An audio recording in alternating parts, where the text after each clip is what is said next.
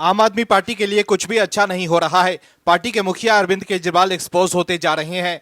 सत्ता से बाहर होने के बाद हर तरफ से आपकी चिंता बढ़ती जा रही है। दिल्ली में हार के बाद से ही आपके नेता तिलमिलाए हुए हैं और अब कार्रवाई हो रही है तो आपकी चिंता बढ़ गई है। सवाल उठ रहा है कि क्या एक बार फिर अरविंद केजरीवाल मुश्किल में फंस गए हैं।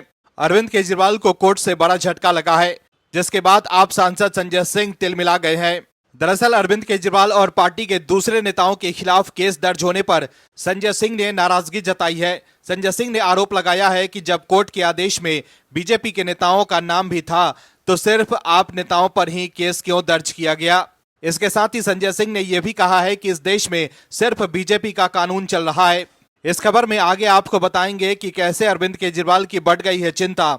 वह इस खबर में आगे आपको यह भी बताएंगे कि कैसे कुणाल कामरा को कार्रवाई को लेकर डर सताने लगा है और कैसे शिवसेना ने कामरा की बढ़ा दी है चिंता। वहीं कुणाल कामरा ने ट्रांजिट अग्रिम जमानत के लिए मद्रास हाईकोर्ट का दरवाजा खटखटाया था, जिसके बाद कोर्ट ने शर्तों के साथ 7 अप्रैल तक अंतरिम जमानत का आदेश दिया है। इस खबर में आगे आपको बताएंगे सब कुछ डिटेल में, तो बने रहिए हमारे साथ अंत तक और देखिए हमारी ये खास रिपोर्ट। साथ ही आप दर्शकों से विनम्र निवेदन है कि अगर अब तक आपने चैनल को सब्सक्राइब नहीं किया है तो अभी कर लीजिए। आम आदमी पार्टी को दिल्ली में हार क्या मिली, पार्टी के नेता बदले बदले से नजर आ रहे हैं। दिल्ली से लेकर पंजाब तक आपके नेताओं के तेवर बदल गए हैं।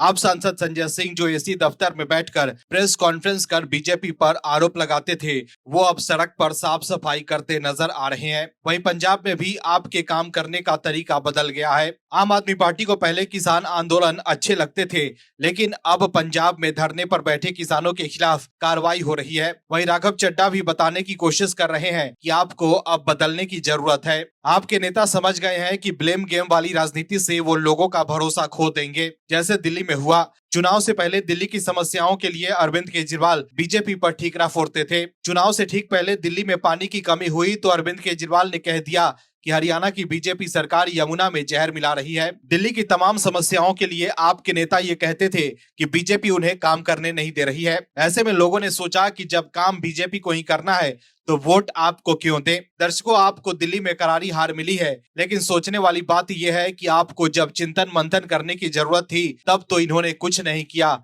और अब चुनाव हार गए हैं तो कह रहे हैं कि हम कर रहे हैं चिंतन मंथन। लेकिन जनता ने उन्हें सत्ता से बाहर का रास्ता दिखा दिया और समझा दिया कि अगर वादा खिलाफी करोगे तो उन्हें बाहर का रास्ता दिखा दिया जाएगा। लेकिन अब परिणीति के पति राघव चड्ढा कह रहे हैं कि हम पंजाब में काम कर रहे हैं, लेकिन उनसे पूछना चाहिए कि कौन सा काम कर रहे हैं। क्या किसानों की आय बढ़ी, महिलाओं को 1000 रुपए मिला या फिर बेरोजगारी खत्म हो गई। दरअसल दिल्ली विधानसभा चुनाव में आपको ऐसी करारी हार का सामना करना पड़ा कि पार्टी के मुखिया अरविंद केजरीवाल और तमाम दिग्गज नेता चुनाव हार गए। वहीं चुनाव से पहले आम आदमी पार्टी के नेता राघव चड्ढा काफी चर्चा में थे। जब अरविंद केजरीवाल जेल में थे तब राघव चड्ढा इलाज के लिए विदेश में थे। सवाल उठ रहा था कि क्या राघव चड्ढा पार्टी से नाराज चल रहे हैं। वहीं अब दिल्ली में पार्टी की हार के बाद राघव चड्ढा ने एक निजी टीवी चैनल के कार्यक्रम में कहा है कि पार्टी दिल्ली की हार से बहुत कुछ सीख रही है और आत्ममंथन और चिंतन कर रही है। दिल्ली विधानसभा चुनाव में आम आदमी पार्टी की हार के बाद पार्टी के नेता राघव चड्ढा ने कहा है कि वे चुनाव के नतीजे वाले दिन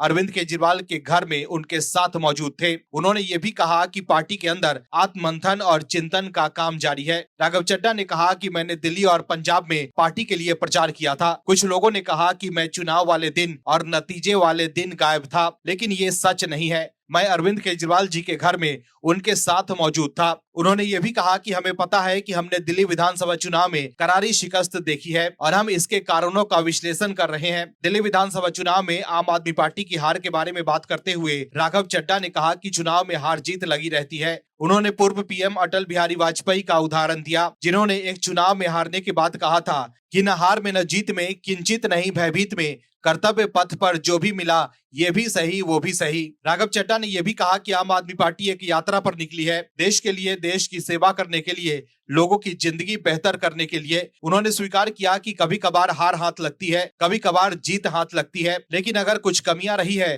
तो उन्हें सुधारने का प्रयास किया जाएगा। राघव चड्ढा ने यह भी कहा कि हमारी पॉलिटिक्स में जरूरी सुधार लाने की आवश्यकता है और हम इसका मंथन करेंगे। अब पंजाब में हमारी पूर्ण बहुमत वाली सरकार है और हम लगातार काम कर रहे हैं। तो देखा आपने कैसे राघव चड्ढा अब पार्टी को नसीहत दे रहे हैं कि हमारी पॉलिटिक्स में जरूरी सुधार लाने की आवश्यकता है और हम इसका मंथन करेंगे। अब देखना होगा कि आम आदमी पार्टी अपनी पॉलिटिक्स में कितना सुधार लाती है या अब भी वो वही ब्लेम गेम वाली राजनीति ही करते रहेंगे। हालांकि अब आपके लोग देश के सामने एक्सपोज हो गए हैं, इसलिए अब उनकी इस राजनीतिक चाल पर लोग भरोसा करेंगे, इसकी उम्मीद कम ही है।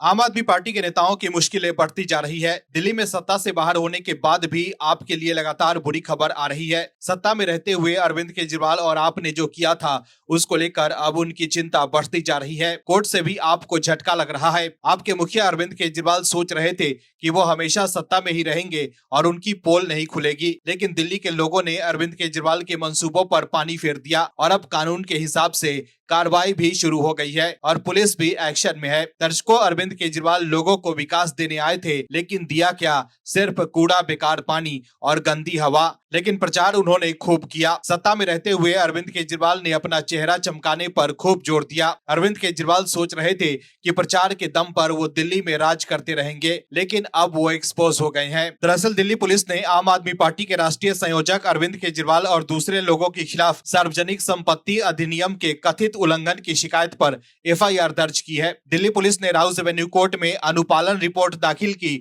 और बताया कि एफआईआर दर्ज कर ली गई है। मामले की अगली सुनवाई 18 अप्रैल को होगी। साल 2019 में द्वारका में बड़े होर्डिंग लगाकर कथित तौर पर सार्वजनिक धन का दुरुपयोग करने के लिए पूर्व मुख्यमंत्री अरविंद केजरीवाल और अन्य लोगों के खिलाफ एफआईआर दर्ज करने की मांग की गई थी, जिसके बाद दिल्ली की एक अदालत ने पुलिस को निर्देश दिया था कि वो अरविंद केजरीवाल और दूसरे नेताओं के खिलाफ एफआईआर दर्ज करें। शिकायतकर्ता शिव कुमार सक्सेना ने अदालत में सबूत पेश किए थे कि द्वारका इलाके में आम आदमी पार्टी के बड़े बड़े पोस्टर और बैनर अवैध रूप से लगाए गए थे। वहीं अदालत ने इस मामले पर गंभीर रुख अपनाते हुए कहा कि अवैध होर्डिंग न केवल शहर की सुंदरता को खराब करते हैं, बल्कि यातायात के लिए भी खतरा पैदा कर सकते हैं। इस मामले को Delhi prevention of defamation of property act 2007 की धारा 3 के तहत अपराध माना गया है। अदालत ने यह भी कहा है कि देश में अवैध होर्डिंग गिरने से लोगों की मौत होना कोई नई बात नहीं है, इसलिए इस पर सख्त कार्रवाई होनी चाहिए। अरविंद केजरीवाल के अलावा पूर्व विधायक गुलाब सिंह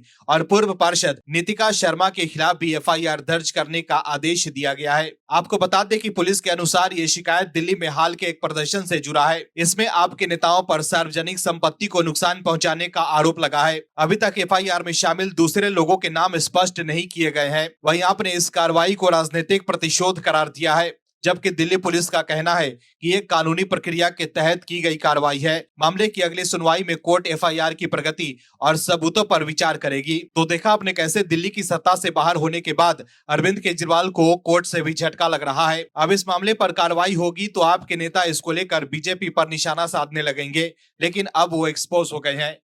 महाराष्ट्र में करारी हार के बाद उद्धव ठाकरे और उनके खास संजय राउत इन दिनों काफी परेशान नजर आ रहे हैं। उद्धव ठाकरे जो हिंदुत्व को छोड़कर कांग्रेस के साथ चले गए थे, वो अब सब कुछ गंवा चुके हैं। सत्ता तो गई ही, साथ ही शिवसेना पार्टी भी हाथ से चली गई और अब एकनाथ शिंदे शिवसेना के कर्ता धर्ता है और उद्धव ठाकरे को महाराष्ट्र की जनता ने नकार दिया। तो अब उद्धव और राउत नए नए प्रपंच रच रहे हैं, लेकिन उनकी चालें फेल होती जा रही है। दर्शकों, जो लोग कहते हैं कि हम संविधान की रक्षा करने वाले लोग हैं, वही संविधान का सबसे ज्यादा दोहन करते हैं। दर्शकों, आपको बता दें कि उद्धव ठाकरे कुणाल कामरा वाले प्रकरण पर कह रहे हैं कि देश के भीतर संविधान खतरे में है, लेकिन हम आपको बता देना चाहते हैं कि संविधान खतरे में नहीं है, बल्कि इनके एजेंडाधारी खतरे में है, जो कहीं ना कहीं पैसा लेकर या किसी भी अन्य लालच में बीजेपी सरकार को बदनाम करने की कोशिश करते रहते हैं। इन लोगों को इतना नहीं दिखता है कि सब जगह संवैधानिक पद पर ही बैठे लोग हैं और बोलने की आजादी के नाम पर अनर्गल आलाप करेंगे तो कानून के हिसाब से कार्रवाई होगी ही। लेकिन अब एकनाथ शिंदे ने भी उद्धव ठाकरे को करारा जवाब दे दिया है। दरअसल महाराष्ट्र के उप मुख्यमंत्री एकनाथ शिंदे ने उद्धव ठाकरे को निशाने पर लिया है। शिवसेना यूपीटी प्रमुख उद्धव ठाकरे के बयान पर एकनाथ शिंदे ने कहा है कि संविधान पर चर्चा के दौरान वो कहते हैं कि संविधान खतरे में है, उन्हें पहले चर्चा में हिस्सा लेना चाहिए। क्या वो BR अम्बेडकर के संविधान का सम्मान नहीं करते? जब संविधान पर चर्चा होती है तब वो अनुपस्थित रहते हैं। विपक्ष केवल सदन में विरोध प्रदर्शन करना चाहता है, सरकार उनके मुद्दों पर चर्चा और जवाब देने के लिए तैयार है। शिंदे ने उद्धव ठाकरे पर यह सीधा निशाना तब साधा है जब खुद उद्धव ठाकरे खुलकर कॉमेडियन कुणाल कामरा का समर्थन कर रहे हैं। कुणाल कामरा ने अपने नया भारत गीत में शिंदे का बिना नाम लिए उनके काम और हुलिये का जिक्र करके निशाना साधा था। वहीं इस विवाद के बाद एकनाथ शिंदे ने भी कहा है कि जनता ने जनादेश से पहले ही दिखा दिया है कि असली गद्दार कौन है। उन्होंने शिवसेना उद्धव ठाकरे गुट पर जमकर निशाना साधा। शिंदे की यह टिप्पणी कुणाल कामरा के हालिया कार्यक्रम को लेकर चल रहे विवाद के बीच आई है। वहीं उद्धव ठाकरे ने यह भी कहा है कि जब हमें मुस्लिम मतदाताओं ने भारी समर्थन दिया तो बीजेपी ने शोर मचाया। बीजेपी ने कहा कि मैंने हिंदुत्व को छोड़ दिया है। बीजेपी पर आरोप लगाते हुए उन्होंने कहा कि बीजेपी ने कई सालों तक मुसलमानों के खिलाफ जहर फैलाया और अब वो चाहती है कि मुसलमान उनके पक्ष में वोट करें। उद्धव ठाकरे ने बीजेपी के सौगाते मोदी किट पर भी निशाना साधा। उन्होंने सवाल किया कि क्या यह बिहार चुनाव तक ही सीमित रहेगा या हमेशा के लिए जारी रहेगा। इसके साथ ही उद्धव ठाकरे ने यह भी कहा कि मुसलमानों को पुलिस कार्रवाई का सामना करना पड़ता है, उनके घर जला दिए जाते हैं और हिंदुओं का इस्तेमाल केवल मुसलमानों के खिलाफ दंगे भड़काने के लिए किया जाता है। वहीं कुणाल कामरा विवाद पर उद्धव ठाकरे ने कहा कि एक गद्दार के खिलाफ टिप्पणी की गई है तो जहां कार्यक्रम रिकॉर्ड किया गया वहां तोड़फोड़ की गई। कामरा को पुलिस द्वारा 2 समन भेजे गए, लेकिन क्या राहुल सोलापुरकर को एक भी समन जारी किया गया है जिन्होंने कथित रूप से शिवाजी महाराज का अपमान किया था। ठाकरे ने यह भी कहा कि आपको कामरा के खिलाफ कार्रवाई करने का क्या अधिकार है, आप किसकी छवि बचाने की कोशिश कर रहे हैं। दर्शकों, उद्धव ठाकरे सोच रहे थे कि कामरा उनकी तरफ से लोगों को बरगलाने का काम करेंगे, लेकिन अब कुणाल कामरा के खिलाफ कार्रवाई देख उन्हें और उनके खास सांसद संजय राउत को मिर्ची लग रही है। कुणाल कामरा पर कार्रवाई देख संजय राउत भी उनके समर्थन में बोल रहे हैं। संजय राउत ने कुणाल कामरा का समर्थन करते हुए कहा है कि हमारा डीएनए एक जैसा है। उद्धव और राउत कामरा का लाख समर्थन करे, लेकिन पुलिस की कार्रवाई जारी है। पुलिस के समन के बाद भी कामरा हाजिर नहीं हुए और वो समय मांग रहे थे, लेकिन पुलिस ने कुणाल कामरा को दोबारा समन भेजा है और 31 मार्च को जांच के लिए हाजिर होने के लिए कहा है। बीजेपी और एनडीए के खिलाफ एजेंडा चलाने वाला कुणाल कामरा इन दिनों चौतरफा फंस गया है। कुणाल कामरा की मुश्किलें लगातार बढ़ती जा रही है। पुलिस की ओर से लगातार समन भेजे जा रहे हैं तो कुणाल कामरा के पसीने छूटने लगे हैं। कामरा को अब कार्रवाई का डर सताने लगा है। कुणाल कामरा सोच रहा था कि वो पुलिस को भी गुमराह कर लेगा, लेकिन पुलिस भी एक्शन में है, जिसके बाद उसकी हवाइयां उड़ गई है। एक बात कुणाल कामरा को समझनी चाहिए कि जिस लोकतंत्र की बात वो कर रहा है, उसी लोकतंत्र के जनमत ने एकनाथ शिंदे को उप मुख्यमंत्री बनाया है। लेकिन कुणाल कामरा विपक्ष के एजेंडे के तहत एकनाथ शिंदे को बदनाम करने की कोशिश कर रहा था, लेकिन अब बचने के लिए कुणाल कामरा कोर्ट के शरण में पहुंच गया है। दरअसल चौतरफा घिरने के बाद कुणाल कामरा ने मद्रास हाईकोर्ट का दरवाजा खटखटाया है। कामरा ने शिंदे पर अपने स्टैंड अप शो में की गई गद्दार टिप्पणी के बाद अग्रिम जमानत के लिए मद्रास हाईकोर्ट का रुख किया है। रिपोर्ट के मुताबिक कामरा ने अपनी जान को खतरा बताया है। उन्होंने कहा है कि मैं बिल्लुपुरम तमिलनाडु का रहने वाला हूं। अगर मुंबई वापस जाऊंगा तो मुंबई पुलिस द्वारा गिरफ्तार कर लिया जाएगा। शिवसेना कार्यकर्ताओं से मेरी जान को खतरा है। दर्शकों, आपको बता दें कि उप मुख्यमंत्री एकनाथ शिंदे के खिलाफ कथित तौर पर अपमानजनक टिप्पणी करने के बाद stand up comedian Kunal Kamra के खिलाफ एफआईआर दर्ज की गई थी।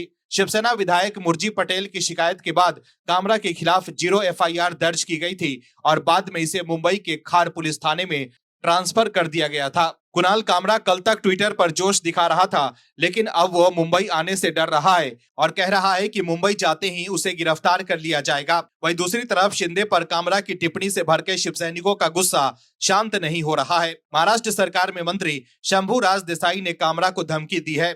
उन्होंने कहा है कि कुणाल कामरा हद से बाहर हो गया है, अभी पानी सिर के ऊपर चला गया है। उसने शिंदे साहब को लेकर जो वीडियो बनाया था, हमने उसका प्रसाद उसके स्टूडियो में जाकर उसे दे दिया था। अब वो जानबूझकर हर दिन एक नया वीडियो जारी कर रहा है। वो जानबूझकर इस तरह की हरकत कर रहा है। देसाई ने कहा कि कामरा ने पहले शिंदे साहब को बदनाम किया, फिर सीतारमन मैडम को बदनाम किया, पीएम मोदी के बारे में भी गलत शब्दों का इस्तेमाल किया, यहां तक कि सुप्रीम कोर्ट पर भी गलत बयान दिया। अब समय आ गया है कि हम शिव सैनिक उसे शिवसेना की भाषा में जवाब दें। हम लोग मंत्री हैं, लेकिन शिव सैनिक पहले हैं। हमारी सहनशीलता अब खत्म हो गई है और अब हम उन्हें अपनी भाषा में जवाब देंगे। उन्होंने कहा कि वो जहां कहीं भी जिस भी बिल में छिप कर बैठा है, उसे पकड़ कर लाएंगे और उसे उसका प्रसाद देंगे। कुल मिलाकर देखें तो कुणाल कामरा की चिंता लगातार बढ़ती जा रही है। Bureau report, OMH news. आप दर्शकों से विनम्र निवेदन है कि चैनल को सब्सक्राइब जरूर करें